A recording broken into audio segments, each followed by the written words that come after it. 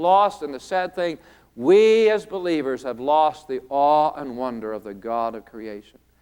Our people out there need to have that restored to them. When they come to church, they're coming to a throne, the one of all authority, the God of eternity, the God of creation, and of course the God of redemption, a Lamb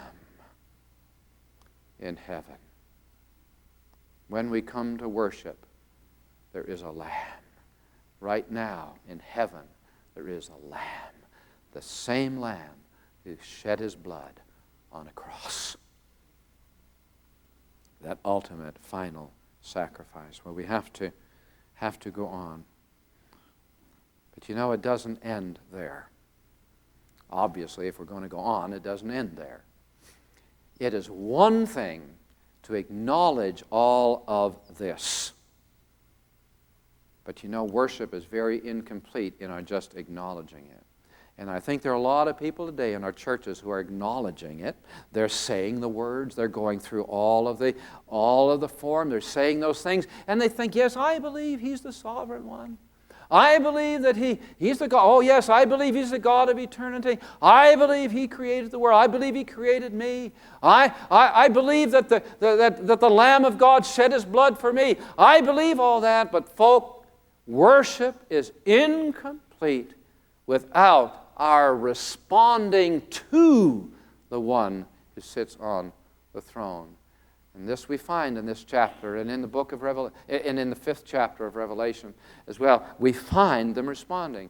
The first response I want us just to quickly look at is that we find them submitting themselves to the one on the throne. I believe that worship requires, true authentic worship demands a spirit, an attitude, a heart attitude of submission on the part of the worshiper.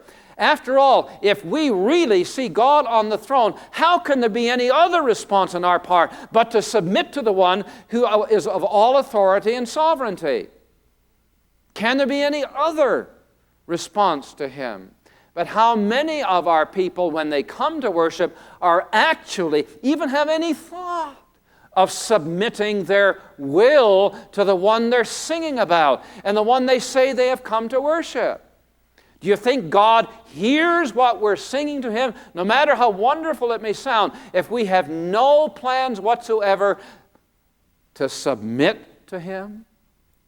We find them back. We see them laying themselves flat in humility and adoration here. There can be no other appropriate response. I believe, however, that in the American church today,